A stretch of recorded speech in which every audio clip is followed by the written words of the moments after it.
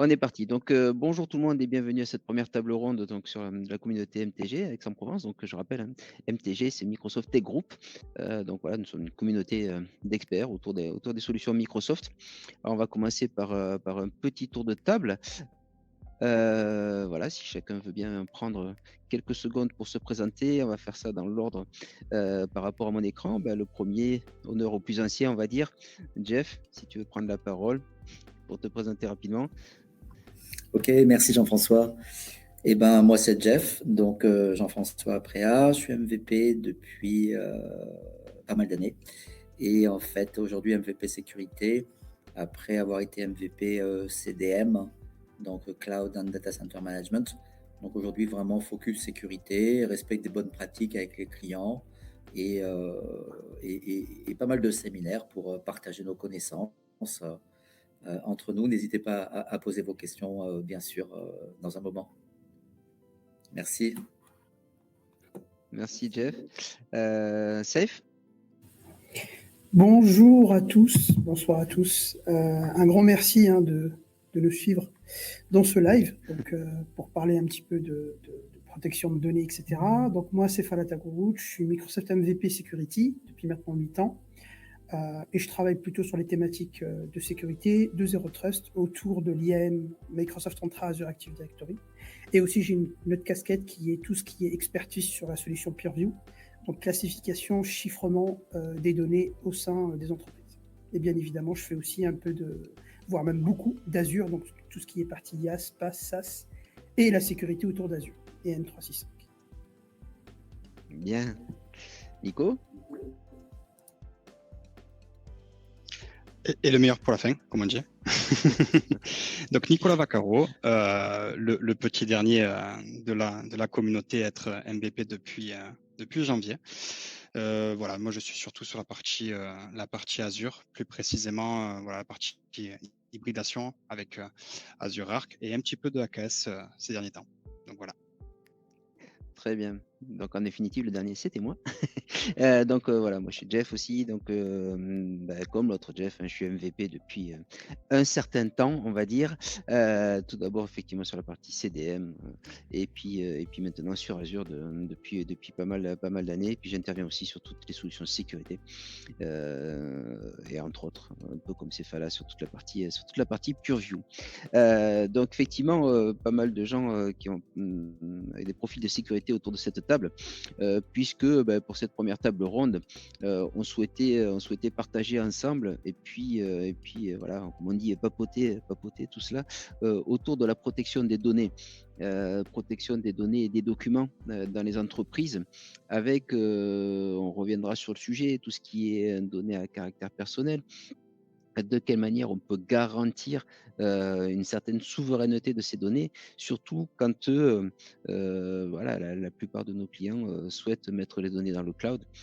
Quels sont les moyens de se garantir de cette protection des données? Donc il y a l'aspect aller vers le cloud, ça va être un des sujets que l'on va traiter. Ça va être aussi se prémunir contre la fuite des données, avec alors, fuite qui peut être malveillante, mais fuite aussi qui peut être associée à tout simplement une mauvaise manipulation, hein. On verra qu'un partage de retour d'expérience avec des fichiers qui sont partis dans la nature, mais c'était simplement une erreur humaine. Donc tout d'abord, ce que je souhaiterais démarrer là, c'est voilà, est-ce que quelqu'un peut prendre la parole pour partager un retour d'expérience de cette protection des données ou de fuite de données dans les entreprises. Qui peut commencer Ouais, je vais prendre le point de Jeff. Merci pour l'introduction, Jeff. Effectivement, c'est un large sujet. Moi, j'ai l'habitude là de travailler sur pas mal de sujets autour on va dire, de la partie classification, chiffrement et DLP autour de la donnée au sein des organisations. Pour avoir connu toutes les solutions Microsoft, donc depuis Azure ADRMS, donc après ça s'est transformé en Azure RMS. Ensuite, Microsoft a racheté les solutions AIP, etc. Et puis, Secure Island qui est devenu AIP, ensuite PureView. Donc déjà, vous avez remarqué qu'il y a eu pas mal de changements de nom dans les solutions. Mais pour être un petit peu plus agnostique, c'est qu'aujourd'hui, moi, je trouve que comment dirais-je, la protection, déjà la souveraineté des données, la protection des données, et aussi avec les enjeux qui est le cloud, parce qu'aujourd'hui j'ai pas mal de clients qui me disent moi je veux bien partir dans le cloud, mais hors de question de mettre des données sensibles dans le cloud. Donc on a quand même pas mal de problématiques.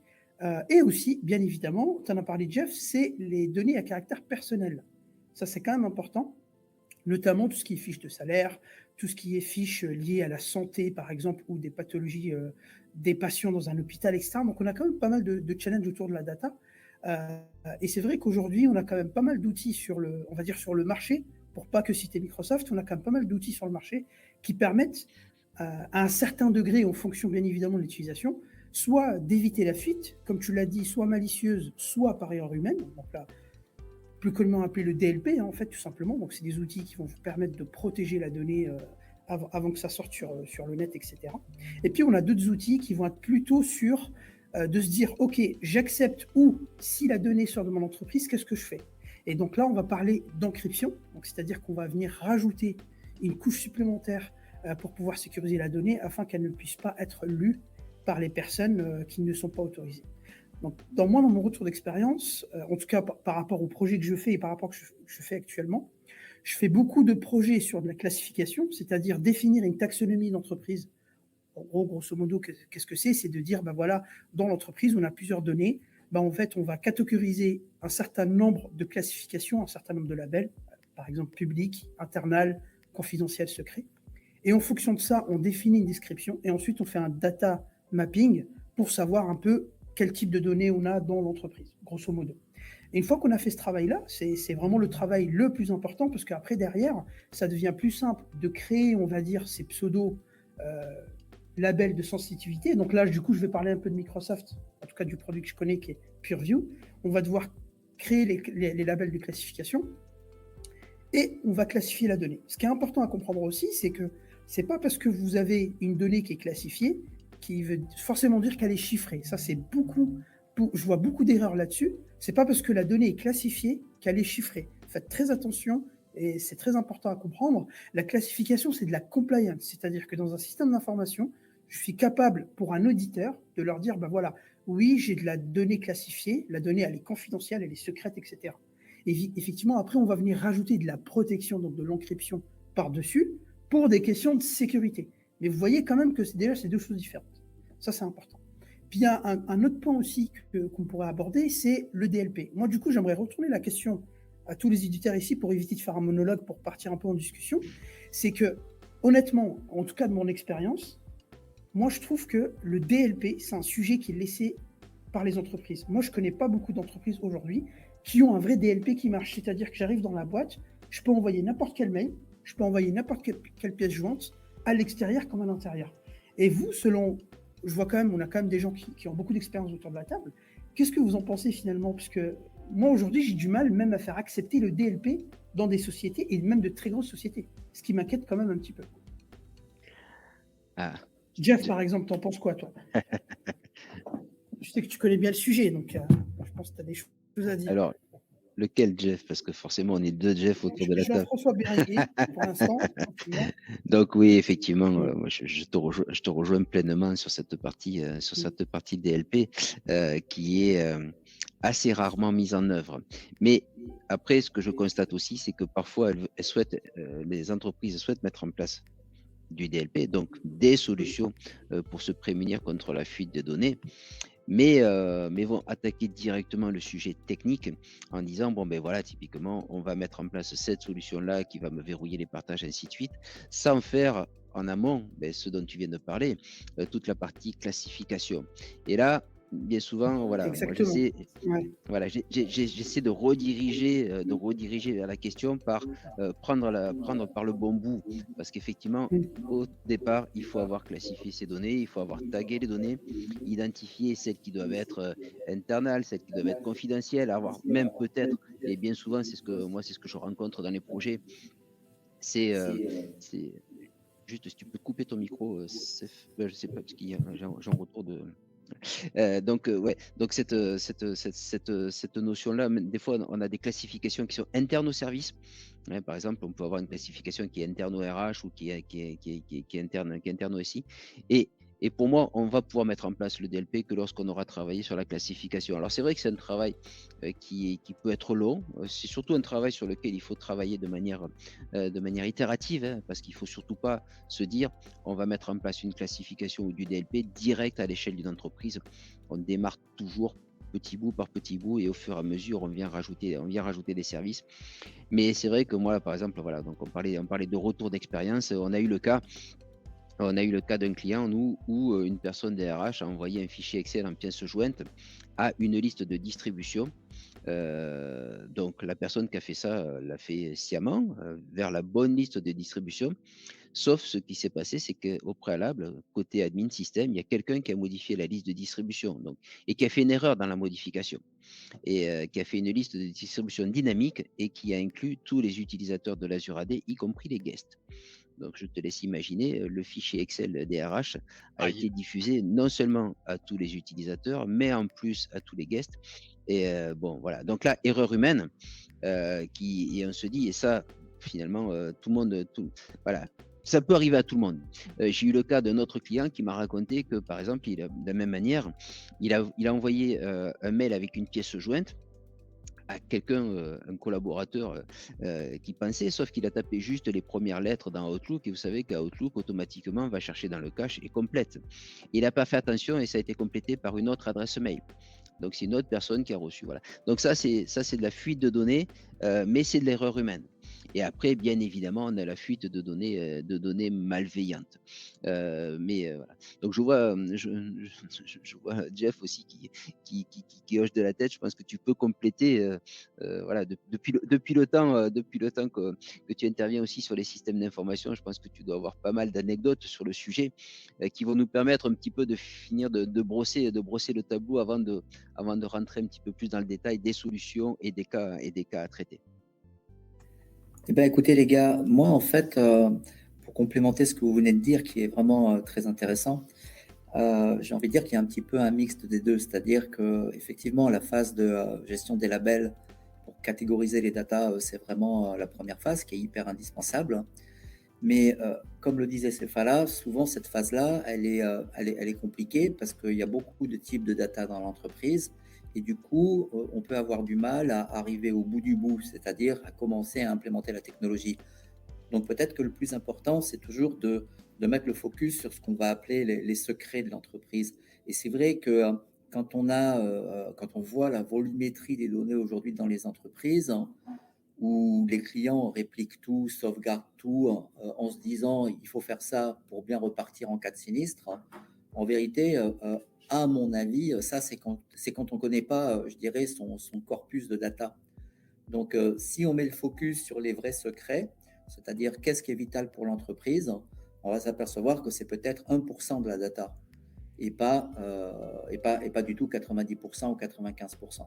Donc, du coup, ce travail d'analyse, à mon avis, c'est peut-être la partie la plus importante. Et puis après, effectivement, c'est déployer la technologie pour mettre le focus sur ces quelques pourcents de data qui seront expressément protégés. Et comme tu le disais très bien, Jean-François, c'est vrai que l'erreur humaine, elle est là aussi, hein, au-delà de l'exfiltration des données lorsqu'on s'est fait hacker.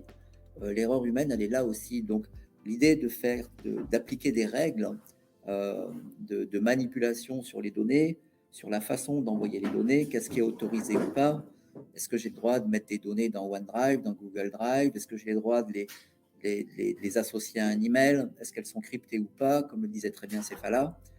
En fait, c'est toutes ces petites règles qui, empilées les unes avec les autres, vont faire que les secrets, j'aime bien ce terme, les secrets de l'entreprise, ce qui fait sa richesse, seront vraiment protégés. Et je pense vraiment que si on aborde le sujet on va mettre l'accent uniquement sur les secrets, il va y avoir une grande adoption du projet et du coup, ça va se terminer plutôt par un succès dans le cadre du déploiement. Alors, je pense que c'est chouette de le voir comme ça parce que ça réduit le périmètre du projet et du coup, on met l'accent uniquement sur ce qui est vital. Et du coup, je dirais la direction, ou en tout cas ceux qui sont responsables des données les plus sensibles, ils vont se dire c'est chouette, j'ai une solution implémentée entre guillemets en douceur, qui met le focus uniquement sur les secrets. Et ça ne veut pas dire qu'il ne faut pas s'occuper du reste, hein. Mais l'approche, à mon avis, c'est vraiment de mettre le focus là-dessus et de bien maîtriser la technologie, parce que on en parlait ce matin avant de préparer cette réunion avec vous tous. Le problème, c'est que la technologie, elle évolue. On a différents types de supports qui sont utilisables, que ce soit les téléphones, les tablettes, les ordis. Et on s'aperçoit que Microsoft, quand il fait évoluer sa technologie, eh bien, parfois on avance d'un côté et on recule de l'autre.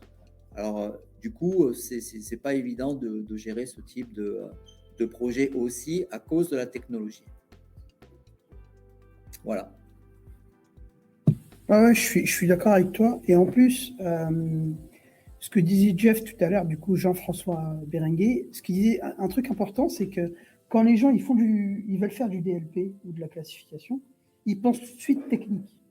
Mais le problème, c'est ce qu'on ne sait pas dans ce genre de projet, et moi, pour avoir en tout cas beaucoup d'expérience là-dessus, c'est 20% de technique et 80% de gouvernance, de compliance et de politique aussi. Parce qu'en fait, derrière, si tu veux, quand tu es dans une boîte, moi, je pose souvent la question, quelle est la différence pour vous entre une donnée interne et confidentielle?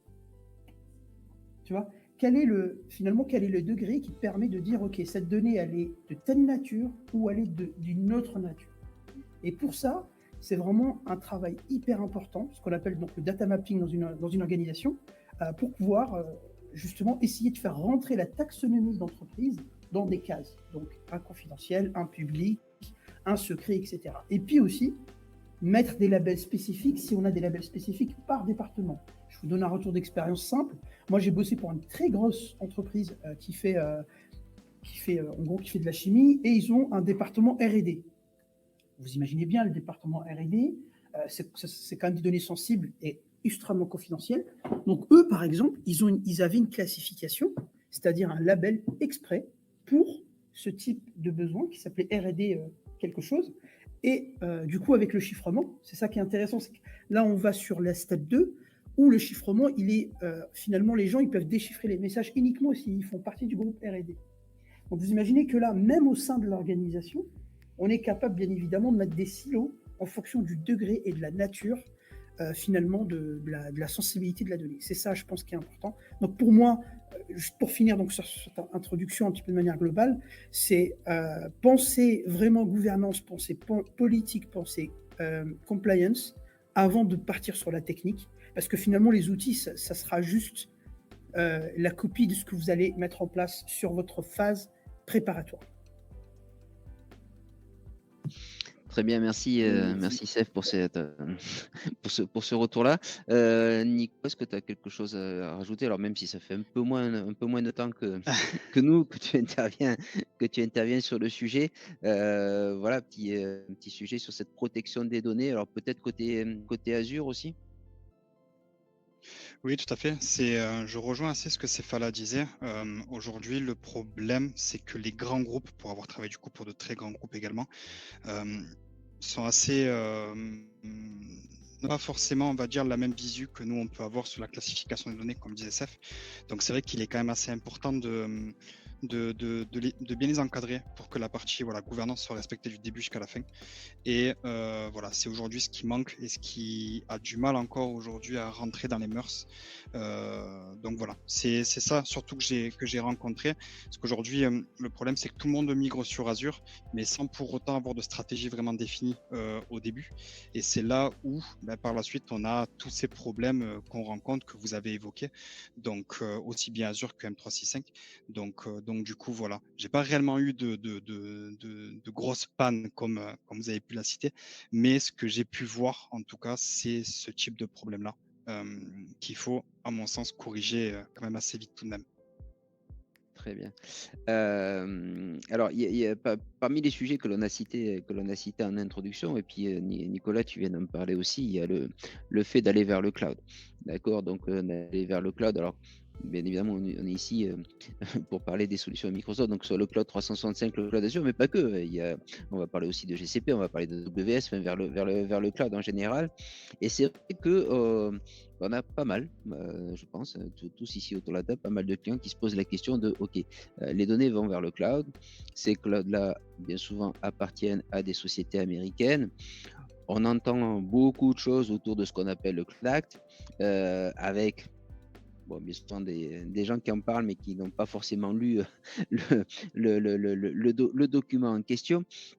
Mais ceci dit, ça pose pas mal de questions autour ces données-là. Elles peuvent potentiellement échapper au contrôle et potentiellement il peut y avoir une requête, enfin bref, décision d'un gouvernement étranger qui pourrait éventuellement accéder aux données. Donc ça, c'est un vrai sujet. C'est un vrai sujet et entre autres, quand on travaille dans des organisations qui sont travaillent sur des choses assez confidentielles et assez proches de la souveraineté, hein. On peut parler de de certaines entreprises qu'on connaît qui travaillent dans des milieux très très très concurrentiels. Comment aujourd'hui, est-ce que c'est quelque chose que vous avez déjà rencontré, Seth ou Jean-François, est-ce que c'est des choses que vous avez déjà rencontrées et de quelle manière vous avez pu les adresser? Là, je peux peut-être vous faire partager un petit peu on va dire non pas des travaux, mais en tout cas des réflexions que j'ai eues avec 2 ou 3 clients sur le sujet, en particulier sur Monaco et au niveau des hôpitaux qui sont hôpitaux français, qui sont vraiment dans le sujet complet de la protection de la donnée, données médicales d'un côté, données très localisées au territoire monégasque, hein, et qui du coup provoque cette crainte justement en provenance, je dirais, de ceux qui managent et qui opèrent ces plateformes, qui sont à 99,99% américaines, bien sûr. Donc en fait, souvent, ce qu'il en ressort, c'est que il y a premièrement une crainte, on va dire, technologique, hein, au sens où, malgré tous les documents qui sont signés, où il y a un certain nombre de garanties, la plateforme, elle est potentiellement américaine. Et quoi qu'il en soit, ça signifie que techniquement parlant, eh bien, il y a quelque part un pouvoir qui a la capacité de. Alors, capacité de quoi? Capacité de management, capacité d'accès à des données, à du stockage de données. Alors, pour nous rendre service en général, hein, donc le fournisseur de solutions réplique la donnée sur de multiples sites pour faire en sorte qu'on n'ait pas de soucis, mais c'est là qu'intervient le Cloud Act, hein, et aussi le Patriot Act, parce que souvent il y a une connexion entre les deux, qui fait que oui, d'accord, mais quand même, nous donnons le droit, si le droit nous y autorise, d'accéder à vos données. Alors, ce côté, je veux dire, il est assez flippant. Alors, Microsoft a fait une très belle présentation, hein, si vous cherchez sur le web, vous la trouverez, qui présente justement la position de Microsoft par rapport à ça. Et qu'est-ce que dit Microsoft par rapport à ça? Eux, ce qu'ils disent, ici on est en France, on n'est pas aux États-Unis, et un client qui achète de la technologie en France, il dépend de Microsoft France et du droit français. Et du coup, ça veut dire quoi? Ça veut dire que, ça c'est Microsoft France qui le dit, tout ce qui est positionné sur les data centers France sont sous contrôle de juridiction française. Certes, la plateforme, elle est infogérée massivement au niveau worldwide par Microsoft Corp, hein, mais si injonction a été donnée d'accéder à des données d'un client hosté en France, hein, comment ça va se passer? Ça devrait se passer de la manière suivante. Le gouvernement X demande à Microsoft US, ou plutôt au côté légal aux États-Unis, donc demande officielle d'accéder à des données. Microsoft reçoit la demande. Là, des avocats, des cabinets d'avocats, bien sûr, étudient la demande. Si la demande est approuvée, hein, et que c'est aux États-Unis, l'affaire est classée et c'est parti, les données sont délivrées. Si par contre la donnée est dans une autre juridiction dans le monde, comme la France en l'occurrence, globalement, la demande américaine va être transmise aux autorités françaises qui vont rejuger le côté, on va dire, est-ce que c'est autorisé ou pas? Est-ce qu'on doit effectivement donner l'accès à ces données? Ce que dit Microsoft, c'est qu'eux, ils partent du principe qu'ils protègent les clients de Microsoft France. Ils le disent vraiment expressément. Et qu'ils ne sont pas aux ordres de Microsoft Corp, au sens accès aux données d'un client. Évidemment qu'il y a tout ce qui est opérationnel chez Microsoft, hein, c'est les États-Unis qui commandent. Mais concernant les data centers, il y a quand même cette notion de territoire. Et ce que dit Microsoft, c'est vraiment ça. Si on a positionné des data centers en France, en Italie, en Suisse, en Amérique du Nord, partout dans tous les pays d'Europe, c'est justement pour être compliant avec les différentes règles qui existent dans ces différents pays. Donc, c'est pas pour qu'une autorité supérieure américaine, en l'occurrence, puisse passer outre, en quelque sorte. Donc ça, c'est la théorie. Si vous cherchez cette vidéo, vous allez la trouver. C'est très rassurant quand on entend ça. C'est ce qui fait aussi que, dans tout ce qui est hôpitaux, on a obtenu, enfin Microsoft a obtenu tout ce qui est agrément de santé pour hoster des données à caractère santé. Donc ça montre que côté légal, on suit ça. Hein. Donc les autorités françaises adoptent ce type de démarche. Mais on a aussi un son de cloche inverse. Et c'est ça qui peut dérouter tous nos clients. Voilà, tout à fait. C'est qu'en fait, on a des consignes du c'est là où je gouvernement voulais, français c'est là où je voulais en venir. qui dit aujourd'hui SVP n'utilisez plus les solutions Microsoft Office. Ça, c'est officiel aussi. Donc, d'un côté, il y a des agréments de santé qui disent vous pouvez le faire si vous voulez. Mais de l'autre, il y a les ministères au plus haut niveau et pareil au niveau du Parlement européen. Donc là, c'est au-dessus du droit français qui disent nous demandons à tous les gouvernements de l'Union européenne de ne plus utiliser les technologies américaines. Alors, au niveau en tout cas informatique. J'ai lancé l'idée. Merci. Voilà, j'ai un peu débordé, je m'en excuse. Mais non, vraiment, c'est pas. C'est juste. Si vous avez un point de vue, allez-y. C'est compliqué d'arrêter. Donc oui, merci pour cette brillante intervention. Oui. Donc oui, alors effectivement, il y a plein d'articles, il y a des vidéos. Alors moi, je ne parlerai jamais à la place de l'éditeur et surtout, je ne porterai, voilà, parce que il y a que l'éditeur qui est en capacité de tenir des propos et de justifier tout cela. Par contre, bien évidemment. Alors, bon, il y a des décisions, mais surtout, il y a toujours un doute. Et quand il y a un doute, il faut qu'on arrive à le lever. Donc là, la question, c'est de se dire comment on peut aider, les entreprises qui souhaiteraient malgré tout bénéficier de certains services qui sont dans le cloud, tout en garantissant que voilà, malgré tout, il y a une injonction qui arrive et qu'il n'y ait pas possibilité d'accéder à ces données. Donc, quand on parle de sécurité, on va parler risque. Et moi, j'utilise toujours une formule qui est le risque, c'est la probabilité multipliée par l'impact. D'accord? Donc, c'est un produit. La probabilité, c'est quelle est la probabilité que la chose se produise. Et là, effectivement, quand on parle de risque d'une requête d'un gouvernement étranger, la probabilité, elle est quand même très, très, très, très faible, mais elle n'est pas nulle. Et du coup, voilà. Quel serait l'impact si ça se produit? Et donc, du coup, quand on va travailler sur de la sécurité, on va essayer de travailler sur ces deux facteurs. Soit diminuer la probabilité au maximum, soit diminuer l'impact.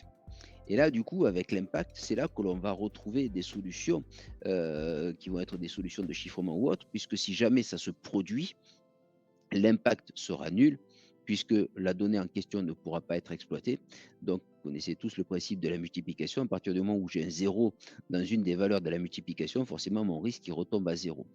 Mais comment on fait, du coup, pour rassurer les clients, pour se dire, continuez à bénéficier de tous les avantages de ces solutions cloud, et entre autres, puisque c'est le sujet sur lequel on est aujourd'hui, des services 365, mais tout en pouvant garantir quand même que ces données-là seront sécurisées d'une manière ou d'une autre.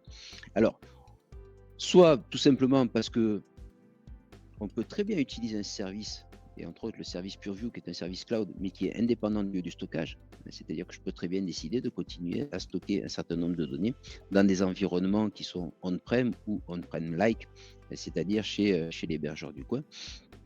Ou alors après, on a d'autres solutions, et je pense que ces fois-là, tu as déjà mis ça en place, et qui sont basées sur du chiffrement, mais à ce moment-là, on va plus utiliser des clés, des clés de ces providers-là, mais on va plutôt utiliser des clés privées. Ouais, ouais, tout à fait.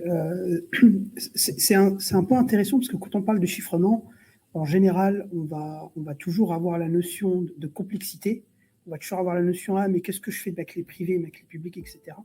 C'est vrai que pour parler du coup, là, pour la partie solution Microsoft PeerView, quand on va rajouter, on va dire, la phase de chiffrement pour déjà protéger les données contre des personnes externes, ça c'est le premier point. Et le deuxième point, donc pour répondre à ta question, Jeff, c'est comment rassurer les clients en leur disant vous pouvez aller vers le cloud tout en gardant là, une maîtrise et surtout tout en gardant la confidentialité de vos données. Là, on va partir sur un nouveau paradigme. En fait, c'est ce qu'on appelle le chiffrement DKE, donc le Double Key Encryption, où en fait, on va venir tout simplement venir wrapper la clé de chiffrement qui a déjà été faite, donc la clé privée, ce qui fait qu'on va venir la chiffrer avec une autre clé. Et finalement, cette nouvelle clé qui va venir, en fait, on a deux choses. Soit on la déploie directement depuis notre HSM on-prem, et puis on la met directement au niveau de la clé, et puis on fait du DKE directement. Ou soit alors on s'appuie sur des éditeurs tiers, donc qui sont externes à cette solution, comme DuoKey par exemple. C'est la société avec qui je travaille, qui est basée en Suisse, sur lesquels en fait on est capable de proposer des URL DKE de manière automatisée, directement, et clé en main en 5 minutes. D'accord ? Donc ça, c'est des choses qui peuvent être intéressantes. L'avantage, je te rappelle, on en a parlé, Jeff, tout à l'heure, c'est que ce qui est bien, c'est que toi aussi, tu as fait du DKE, donc on va un petit peu pouvoir confronter nos expériences. C'est que, attention, c'est que le DKE, c'est bien. Oui et non, parce que déjà, ça s'applique à entre 3, on avait dit entre 2 et 5% des données dans une organisation. Déjà, c'est pas beaucoup. Ça, c'est le premier point. Et le deuxième point, le problème, c'est qu'une fois que vous activez le DKE, il y a beaucoup de choses, soit qui ne marchent pas, ce qui est normal, soit qui ne sont pas supportées par le Microsoft. Donc, typiquement, Jean-François, tu pourrais nous dire un peu un petit retour d'expérience de ce que tu as vécu quand tu as déployé des DKE. Donc, effectivement, à partir du moment où on va chiffrer avec une clé privée, donc une clé propriétaire de l'entreprise, ben forcément, les services Microsoft n'ont plus accès à ces documents-là. Et donc, typiquement, parmi les choses qui ne vont plus fonctionner, on va retrouver l'indexation dans SharePoint, on va retrouver un certain nombre de choses sur la recherche, la coédition. Voilà. Donc, tout ça, là, ça ne fonctionne plus. Et forcément, voilà. Et c'est pour ça qu'on va juste chiffrer, mais si on doit utiliser DKE, on va vraiment l'utiliser sur un très faible pourcentage. Et d'ailleurs, il y a aussi des statistiques qui sont des statistiques globales, qui sont connues sur ces solutions-là, où on estime que si on prend la somme de tous les documents dans une organisation, on estime qu'à peu près 3 à 5% sont vraiment ultra confidentiels secrets. Une quinzaine de pourcents sont dits sensibles et les 80% qui restent n'ont pas forcément nécessité d'être protégés au sens de ce que je disais tout à l'heure, de l'impact. Par contre, on va les protéger sur le risque et à ce moment-là, on va utiliser plutôt d'autres mécanismes basés sur des listes de contrôle d'accès, ce genre de choses-là. Donc, c'est important aussi de voir que le chiffrement, c'est bien, le chiffrement à double clé, c'est encore mieux. Par contre, il faut vraiment l'appliquer sur un très faible volume de données parce que forcément, on va avoir des impacts du coup sur les outils de production et un impact utilisateur qui risque d'être fort.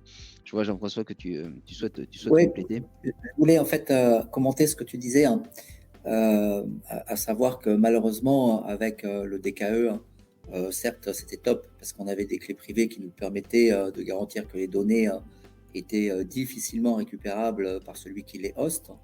Mais de l'autre, en fait, ce que j'avais vu passer en document aussi, c'est que la perte de fonctionnalité était considérée à l'instant T comme étant pas forcément un grave problème. C'est-à-dire que Microsoft considère que les fameux 3 ou 5% de data sont des données entre guillemets froides. C'est-à-dire que ce sont des documents de référence, ce sont des secrets. Ce sont des secrets qu'on va hyper protéger avec cette technologie. Certes, ça coupe de la fonctionnalité, et donc ça, c'est l'aspect négatif. Mais au final, c'est pas forcément si grave, parce que ce sont des données qui ne sont pas faites pour évoluer en mode collaboratif toutes les 5 minutes. Hein. Elles passent dans un mode froid et c'est là qu'elles deviennent sensibles. C'est-à-dire que maintenant qu'elles sont finalisées, hein, ce sont des vraies données froides. Donc, c'était juste pour complémenter ce que tu disais, parce qu'il y avait cette notion de données, j'allais dire, en évolution. Alors là, on est en pleine collaboration, hein, et même s'il y a un côté quand même sensible, peut-être qu'on n'est pas encore en DKE.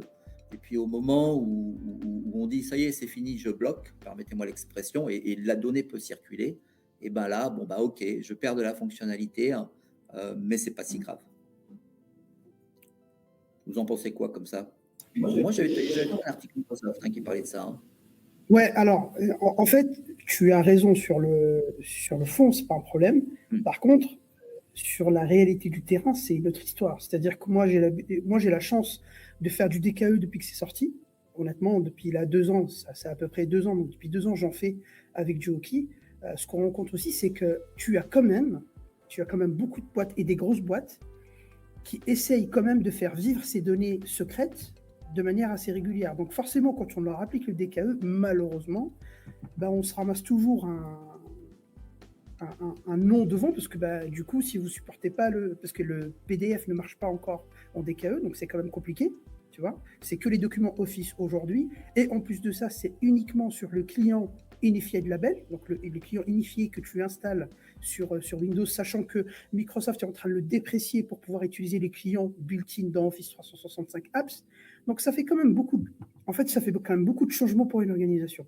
Comme le disait Jeff, on peut pas, donc du coup Jean-François Béringuet, quand tu attaques ces sujets-là, ça c'est vrai, on est obligé de le faire step by step. Sinon, en fait, si tu veux, tu arrives, tu coupes toute l'organisation, c'est un peu compliqué. Donc le DKE, c'est bien pour ces parties-là, pour des données qui ne sont figées, qui ne bougent pas trop.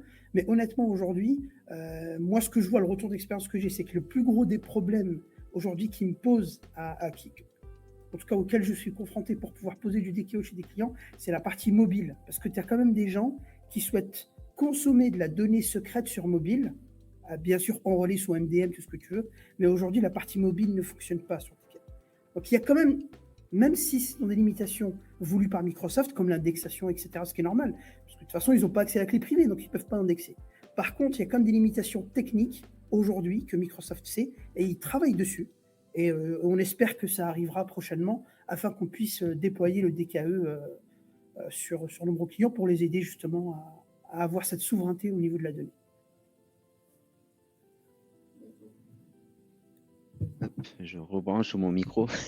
Donc effectivement, voilà, du moment qu'on va se concentrer sur ces solutions-là, et entre autres les solutions PureView et la partie MIP, hein, donc information protection, on va retrouver un certain nombre de choses. Donc si on résume tout ce qu'on s'est dit depuis le début, l'idée c'est de se prémunir, donc de pouvoir sécuriser ces documents-là. Toujours pareil pour réduire le risque, donc du coup réduire la probabilité et réduire l'impact. On a parlé de erreur voilà, accidentelle, hein, c'est voilà, mauvaise manipulation. Donc ça, ce risque-là, globalement, la probabilité que ça se produise, on ne saura jamais à zéro, sinon ça voudrait dire qu'on supprime les utilisateurs de l'entreprise, et donc c'est pas intéressant. Donc il faut toujours avoir ça à l'esprit de cette erreur de manipulation. Et puis après, forcément, on a la malveillance. Donc la malveillance avec des scénarios classiques d'exfiltration de données et ensuite de publication de ces données sur le réseau. Donc on a parlé du DLP qui était les moyens, donc la solution qui permet de se protéger contre la fuite des données.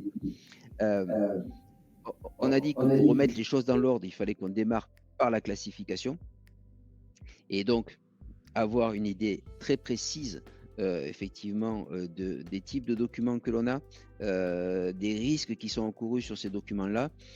Et là, normalement, ce que l'on se rend compte, c'est que si le traitement a été fait dans le cadre du RGPD, et donc avec entre autres le registre des traitements qui permet de cartographier les traitements, d'analyser le type de données et le type de risque qui est avec. Donc ça, c'est une très bonne base de travail pour démarrer sur la classification. Si ce registre des traitements il n'a pas été fait, ou alors il n'est pas à jour, effectivement, il faut penser que dans ce projet-là, dans des projets de mise en œuvre de ces solutions-là, la partie technique, elle est très vite faite. en amont, il y a une grosse partie de réflexion sur la classification, sur l'identification, avec, comme on l'a dit, un démarrage de manière itérative. Et ce que l'on va retrouver aussi, c'est que la troisième partie qui est derrière, c'est la partie accompagnement au changement. Alors pour complémenter tout ça, qui est vraiment, vraiment super, parce que la partie accompagnement au changement, c'est juste effectivement le respect des bonnes pratiques, comment y passer, suivre les évolutions de ces bonnes pratiques, c'est juste terrible. C'est tout à fait vrai ce que tu dis, c'est en dehors de la technologie. Mais tu vois, il m'a traversé un truc à l'esprit et je me suis dit, zut, comment ça se fait qu'on n'en parle pas?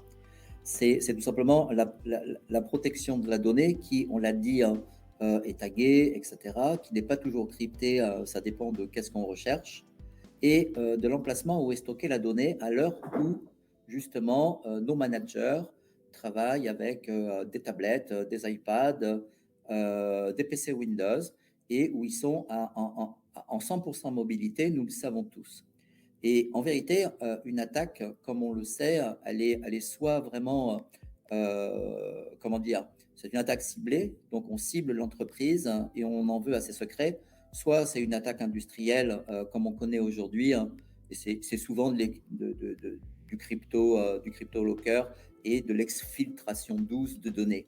Mais après, il y a la vraie attaque qui veut voler les vrais secrets de l'entreprise, et pour ça, on va s'en prendre aux ordinateurs des managers. Et j'ai envie de faire un parallèle, c'est hors sujet, mais avec la partie administration des infrastructures. Alors, voilà. un petit parallèle, s'il te plaît.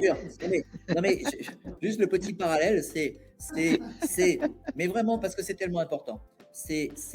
Nos infrastructures sont sécures, entre guillemets, mais au niveau des postes d'administration, c'est un peu moyen. Donc, mais c'est pas grave, puisque l'infrastructure est sécure. Vous avez compris où je veux en venir. Et typiquement, les managers qui sont sur des PC Windows ou Linux et qui ont des données secrètes, plus ou moins cryptées, mais peu importe, qui sont stockées localement sur les postes, et ben ça, c'est un vrai problème. Et l'attaque à froid, suite au vol d'un ordi, c'est quelque chose, entre guillemets, de facile. Sauf si on met les machines sous BitLocker. Et on s'aperçoit que 9 fois sur 10, eh bien, les clients qui ont des PC Windows 10 ou Windows 11 ou plus généralement, on va dire au sens large, eh bien, n'implémentent que assez rarement BitLocker. Idem sur des machines d'administration, alors qu'on en a, allez, c'est un petit projet en 3 jours, c'est réglé, il n'y en a pas pour 6 mois d'études. Donc tout ça pour mettre en perspective le fait que d'un côté, on a cette vraie protection des données dont vous avez super bien parlé, on a vraiment fait le tour, je trouve, et puis de l'autre, il peut y avoir quelque chose qui passe un petit peu à l'as, où finalement, je m'en fiche de tout ça, parce que les données, elles sont là, j'ai volé le portable du manager à l'aéroport, et je vais pouvoir faire une attaque à froid tranquille. Donc, à complémenter, j'ai envie de dire, avec du BitLocker, un truc qu'on connaît bien, facilement déployable, avec toutes nos technos, Intune, MECM, etc. Voilà. Alors, franchement, je m'attendais qu'à un moment donné, tu prononces les termes zéro trust. Tu as résisté, c'est bien.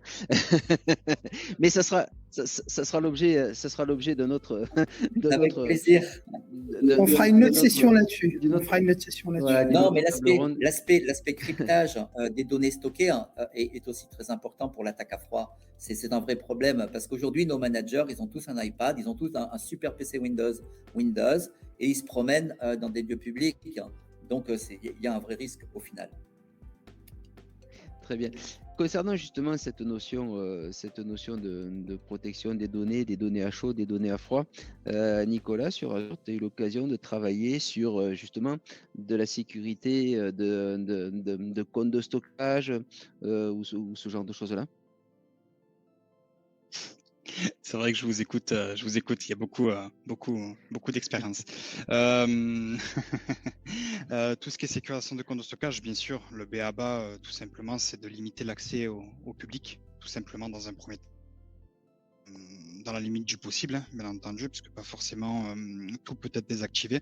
Et puis la bonne pratique, c'est mettre en place des private endpoints pour justement limiter au maximum l'accès public, comme je le disais, ou bien pourquoi pas l'intégration via VNet, qui peut être du coup une très bonne alternative aussi. Encore une fois, tout dépend ce dont le client a besoin. Mais voilà, si on peut limiter au maximum l'accès public, c'est top. Et puis voilà, oui, ça fait partie des projets sur lesquels j'ai beaucoup travaillé. Donc voilà, encore une fois, c'est quelque chose qu'il faut expliquer aux clients, qu'il faut entre guillemets bourrer le crâne, si je puis dire. Parce que by default, tout simplement, hein, dès qu'il y a une migration vers Azure, c'est on ouvre tout et on verra au petit bonheur la chance, on va voir un petit peu comment ça se passe. Sauf que malheureusement, ça se passe pas toujours comme prévu, comme vous l'avez cité plusieurs fois. Donc voilà pour mon petit retour d'expérience. Très Et bien. c'est intéressant ce que tu dis, excuse-moi Jean-François, c'est intéressant ce que tu dis sur les private endpoints. Moi, je pense que le game changer chez Microsoft, c'est vraiment les private endpoints parce que finalement, pour rappeler à nos auditeurs, c'est le fait d'accéder à à des services cloud publics avec des IP privés. Finalement, c'est ça, de manière sécurisée, donc via des résolutions DNS privées. Et je pense que Tout à fait. cette partie-là a vraiment changé beaucoup de choses et grâce à ça, je pense que tu as dû le voir, Nicolas. Moi, j'ai pas mal de clients qui étaient friands pour faire du compte de stockage, pour faire par exemple de l'Azure SQL, etc. Et que finalement, maintenant qu'on a des private endpoints, en fait, c'est quand même beaucoup plus simple pour justement accéder à la donnée de manière sécurisée. Et surtout, donc, on reste sur des choses qu'on connaît, c'est-à-dire des adresses IP privées. On vient avec notre VPN ou bien sûr avec la partie VNet. Et je pense que ça, c'est vraiment intéressant pour la partie protection de la donnée de manière globale dans Azure, dans les AFRA, que ce soit du PaaS donc, ou du IaaS. C'est quand même un complément que je pense que Microsoft, depuis que ça a rajouté ça, ça a beaucoup amplifié en tout cas la mise en place de ces services-là dans Azure. Et ça, vraiment, chapeau à eux. C'est ouais, exactement. Et assez drôle parce que du coup, je viens de me rappeler un petit Rex, on va dire. Il y avait une demande qui était de sauvegarder du coup un NAS Synology, typiquement, et tout ça sauvegarder du coup dans un compte de stockage. Ça reste quelque chose de très très fort du coup, vu qu'on ferme en fait tous les accès publics, on met uniquement du privé, et ça force du coup l'hybridation entre guillemets entre ton NAS Synology qui est situé en on-prem vers du coup Azure, ce qui te permet d'avoir du coup dans ton compte de stockage toute ta donnée qui est présent du coup sur ton Asino. Ça reste quelque chose de très très fort, et encore une fois tout ça de façon privée, et c'est juste topissime. Voilà, ça évite les fausses manipulations, ça évite j'extrapole, mais un incendie dans nos locaux, hop là on a perdu toutes nos données, toute notre sauvegarde. Donc c'est très très bien, et encore une fois bravo à Microsoft. Et pour compléter ce que vous dites, les gars, moi je constate, je travaillais sur un projet là tout récemment où il y avait une partie infrastructure Azure pure sur laquelle je me suis beaucoup impliqué, et puis de l'autre, une partie applicative où j'ai travaillé avec un partenaire. C'était vraiment des brutes du développement. Ça concernait tout ce qui était Synapse Analytics et le déploiement de clusters Spark avec des bases de données de partout, etc. Ce que vous disiez, en particulier, Cephala, sur la partie private endpoint, hein, je me suis aperçu en pilotant ça de loin que Microsoft était un grand consommateur de private endpoint. C'est-à-dire que quand il déploie un paquet, permettez-moi l'expression, qui dit tiens, je vais créer un environnement Synapse, derrière, ça déploie une montagne de technologies, hein, et au final, ça tourne chez Microsoft, c'est géré par Microsoft. Bon, ok, vous êtes admin de l'extérieur sur la plateforme, vous avez développé dedans, mais c'est une espèce de bloc qui est dans votre tenant, mais qui est vraiment opéré par l'éditeur. Et Microsoft ne veut pas qu'on aille trop près de ce bloc. Parce que si on était capable d'aller, comment dire, changer tous les paramètres très techniques qui sont derrière, il y aurait toutes sortes de problèmes liés au bon fonctionnement de la plateforme. Donc, pour aller dans le sens de ce que vous disiez, la notion de private endpoint, ça me permet aussi effectivement de créer une espèce de, c'est pas tout à fait un firewall, mais une espèce de tube qui nous permettent de communiquer donc entre des blocs, et ce qu'il y a derrière, on veut pas savoir ce que c'est, d'accord? Nous, on emprunte le tube et il y a ce côté magique. Et c'est vrai que c'est assez, je trouve impressionnant ce principe. Que comme ça a l'air simple, hein, mais c'est juste assez incroyable. C'est Azure en fait. Parce qu'Azure est Très vraiment bien. incroyable. Oui, alors effectivement, bon, voilà, on pourrait encore passer beaucoup de temps sur le sujet, et puis partir comme ça, hein, chaque fois qu'on lance un sujet, ça peut partir C'est clair. sur pas mal de discussions. Alors, il nous reste 5 minutes, donc on va essayer d'être concis sur ces 5 minutes qui restent là. Euh, voilà, moi j'avais une question, par exemple, pour Seth. Je veux dire, si tu devais me citer au niveau du DLP, les deux principales règles que tu mettrais en œuvre.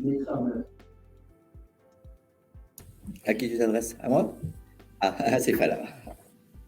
Alors, au niveau des LP, alors moi, en tout cas, par rapport, quand j'aborde ce type de sujet donc côté client, que ce soit derrière grand compte ou même petite ou grosse moyenne entreprise, et en plus, et plus précisément en Suisse, parce qu'on a quand même beaucoup d'entreprises dans la finance, beaucoup d'ONG, donc qui traitent quand même des données sensibles. Déjà, de toute façon, je vais devoir me baser sur la classification. C'est-à-dire, si j'ai pas de classification, je peux pas faire de DLP, donc il n'y a pas de magie. Partons du principe qu'on a de la classification, partons du principe qu'on a une bonne taxonomie d'entreprise au niveau des labels, etc. La première chose, c'est déjà éviter en fait que on va dire, les labels sensibles, les documents sensibles puissent partir sur l'extérieur. Ça, c'est la première règle en général qu'on va mettre en place. La deuxième règle, c'est typiquement réduire, on va dire, la surface d'attaque, enfin pas la surface d'attaque, mais surtout réduire la surface d'upload en fait des données sensibles vers des services extérieurs. On en parlait, Jean-François, ce matin, typiquement les services cloud publics comme Dropbox, comme Google, etc. Et c'est vrai qu'avec le DLP de Microsoft et le DLP for Endpoint, c'est là où ça devient intéressant, c'est qu'on est capable de créer énormément de règles et de créer énormément de possibilités pour pouvoir en fait bloquer la donnée pour qu'elle puisse partir vers l'extérieur. Donc les deux règles que je mettrai en place, c'est au niveau de la sensibilité de la donnée pour pas qu'elle sorte vers l'extérieur. Ça, c'est important parce que je ne gère pas l'extérieur, donc je ne sais pas. Et la deuxième règle, c'est limiter tout ce qui est cloud public qui ne doit pas être utilisé par mon entreprise. Voilà. Après, comment le faire? C'est une autre histoire. Il me faudra beaucoup plus que 5 minutes pour le faire. Mais voilà plus ou moins les deux règles que je mettrai en place très rapidement dans une boîte. Alors effectivement, pour celles et ceux qui nous écoutent ou qui regarderont la vidéo plus tard, tu as prononcé une fonctionnalité que, alors moi franchement je suis un gros fan. C'est effectivement la partie DLP pour endpoint. Voilà, alors effectivement il faut avoir les licences qui vont avec, mais c'est une tuerie. ce service-là qui fonctionne de manière nickel et qui en plus peut se baser sur la classification. Alors mais on peut utiliser la classification qu'on met en place. Ça va nous permettre de définir à quel endroit je suis en capacité de stocker ces données. Mais truc tout bête, hein, c'est que sur un poste de travail, des données avec une certaine classification, je peux avoir une règle qui interdit de les déposer sur une clé USB. Ça veut dire que je ne bloque pas le fait de pouvoir connecter une clé USB, donc l'utilisateur il pourra toujours le faire. Par contre, si jamais il y a des données qui sont classifiées, je peux bloquer sur le poste le fait d'aller mettre ces données-là sur une clé. Moi, rien que ça, déjà, je trouve que c'est assez remarquable. Alors, je pense qu'on a à peu près fait le tour. Alors, c'est vrai qu'on a parlé, on a beaucoup discuté, mais c'est le principe de ces tables rondes. On est là pour échanger, pour partager nos retours d'expérience, pour traiter de divers sujets. Voilà, il nous reste 2 petites minutes. Je vois qu'on a des commentaires en ligne. Merci Laurent de participer en ligne avec les différents commentaires. Si on devait voilà prendre une minute, alors je sais que pour certains, pour une c'est certaine compliqué. personne ça va être compliqué, mais on va essayer de relever le challenge. Allez, vas-y. C'est parti. Jeff, si tu avais une minute, donc 60 secondes pour essayer de conclure, de donner une conclusion là-dessus. Moi, je dirais qu'il y a une partie gouvernance, vous en avez parlé aussi, hein, bien sûr, qui est très importante, hein, parce qu'on touche la donnée, on n'est plus tellement que dans la technique. Hein. Le Céphala le disait très bien, la plus grosse partie, c'est cette partie classification et mettre l'accent vraiment là-dessus. Donc, je dirais que c'est ça, c'est la gouvernance au niveau de la data, et puis faire en sorte qu'on puisse la récupérer en cas de catastrophe, bien entendu, hein, notamment les secrets, notamment ce qui permet à une usine de tourner, mettre le focus sur ce qui est essentiel. C'est ça que j'aimerais laisser passer comme message. Nicolas? Bien sûr, excusez-moi, je lisais les commentaires et le nombre de personnes. Il nous faut un modérateur la prochaine fois. Non, un dernier mot, c'est voilà, c'est vraiment mettre en place la gouvernance, que tout le monde soit en adéquation du coup avec ce processus, tout simplement. Ce qui n'est encore une fois, comme on le disait depuis tout à l'heure, que ce n'est pas les sociétés n'ont pas tous ce mindset-là en fait. Et voilà, c'est vraiment ça qu'il faut réussir à mettre en place et à pérenniser, si je puis dire. Donc voilà, bon, effectivement, la diffusion arrive à sa fin. On va conclure donc très rapidement. Donc ce sujet, vous avez pu constater que c'était un sujet sur les données qui était voilà, très intéressant, sur lequel on a beaucoup échangé. N'hésitez pas donc d'aller sur notre page LinkedIn, donc la page qui s'appelle MTG MTG Aix-en-Provence. Et puis si vous avez d'autres idées, d'autres thématiques sur lesquelles vous souhaiteriez intervenir, ou éventuellement participer. Merci pour pour les petits commentaires, on les affiche au fur et à mesure. Donc oui, pour répondre à Fatia, ce ne sera pas un replay, c'est simplement la vidéo sera mise en ligne sur des chaînes YouTube, sur celle du Meetup ou voilà, sur celle de Cephala ou sur celle de Nicolas. Enfin, sur notre page, vous trouverez le lien vers la vidéo que vous pourrez de nouveau consulter en ligne. Juste pour rebondir ce que tu disais, Jeff, je pense que du coup tout le monde est d'accord pour dire que ce format-là peut être du coup mis en place plus tard. Donc on va sûrement continuer tout ça du coup alors. Voilà. Donc c'était notre première table ronde de ce MTG. Alors comme toutes les premières fois, bien évidemment, ça ne mérite que d'être amélioré sur les prochaines. On essaiera de publier une liste de thématiques. On va essayer à chaque fois de rebondir un peu sur l'actualité. Et puis à bientôt et merci beaucoup. À bientôt.